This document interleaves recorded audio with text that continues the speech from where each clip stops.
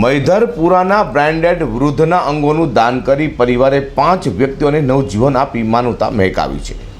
વૃદ્ધના લીવરનું વાપીના યુવકમાં transplant કરાયું હતું, જ્યારે બંને કિડનીનું ટ્રાન્સપ્લાન્ટ અમદાવાદની હોસ્પિટલમાં જરૂરિયાતમંદ દર્દીઓને કરાશે।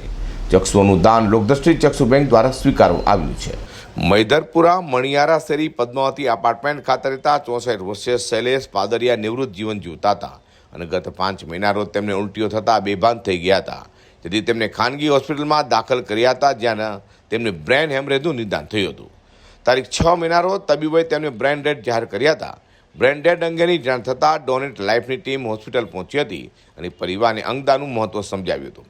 પરિવાર તરફથી અંગદાનની સંમતિ મળતા સીટોનો સંપર્ક કરવામાં આવ્યો હતો। આ સીટો દ્વારા લીવર સુરતની કિરણ હોસ્પિટલ અને બંને કિડની અમદાવાદની હોસ્પિટલને ફાળવવામાં આવ્યું હતું, જે ચક્ષુઓનું દાન લોકદ્રષ્ટિ ચક્ષુ બેંક દ્વારા સ્વીકારવામાં આવ્યું હતું, જેમાંથી લીવરનું ટ્રાન્સપ્લાન્ટ વાપીના 45 વર્ષીય યુવાનમાં સુરતની કિરણ હોસ્પિટલમાં ટ્રાન્સપ્લાન્ટ કરવામાં આવ્યું હતું। અઝર કુર્સી સાથે હર્ષદ શેઠા।